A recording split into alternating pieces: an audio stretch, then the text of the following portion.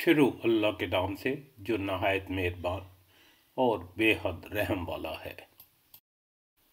सूरत का नाम आयत 68 से माहूल है। ये महज अलामत है, ना कि मौज़ू बहस। इस सूरत का ज़माना नज़ूल मक्का का आखिरी दौर ही है। गुमान है कि उस वक्त हिजरत हबशा हो चुकी थी।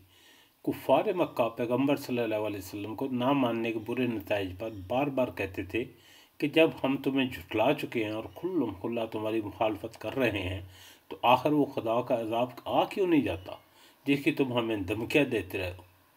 उनके नज़दीक अजाब का ना आना मोहम्मद सल्लल्लाहु अलैहि वसल्लम के पैगम्बर ना होने का सरीहन सबूत था।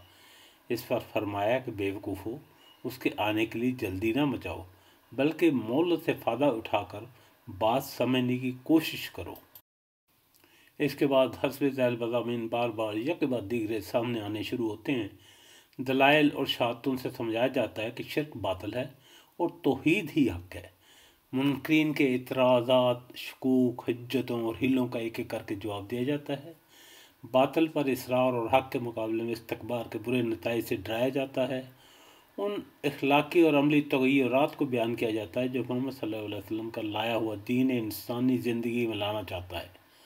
और मुशरिकीन को बताया जाता है कि खुदा को रब महज खाली खोली मान लेना ही नहीं है, बल्कि अपने कुछ तकाज़े भी रखता है जो अकायद, इखलाक और अमली ज़िंदगी में नमूदार होने चाहिए। नबी सल्लल्लाहु अलैहि वसल्लम और आपके साथियों की ढारस बंधाई जाती है और साथ साथ ये भी बताया जाता है कि कुफ़ार की मज़ाहमतों और जफाकारियों के मुकाबले में उनका रवैया क्या होना चाहिए। अल्लाह ताला को हुक्म आ पहुँचा, अब इसकी जल्दी ना मचाओ। तमाम पाकी उसके लिए, वो बरतर है उन सब से जिन्हें ये अल्लाह के नज़दीक शरीक बतलाते हैं। वही फरिश्तों को अपने वही देकर अपने हुक्म से अपने बंदों में से जिस पर चाहता है उतारता है कि तुम लोगों को आगाह कर दो कि मेरे सिवा और कोई माबूद नहीं, बस तुम उससे डरो।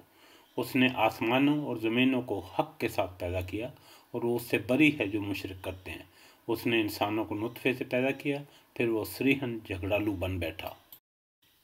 उसने चौपाए पैदा किए जिनमें तुम्हारे लिए गर्मी के लिबास भी हैं और बहुत से फ़ायदे भी हैं, और बात तुम्हारे खाने के काम आते हैं। उनमें तुम्हारी रौनक भी है, जब चरा कर लाओ तब भी और जब चराने ले जाओ तब भी। और वो तुम्हारे बोझ उन शहरों तक उठा ले जाते हैं जहाँ तुम बग़ैर जान हल्कान किए पहुँच ही नहीं सकते। यकीनन तुम्हारा रब बड़ा ही शफीक और नहायत मेहरबान है।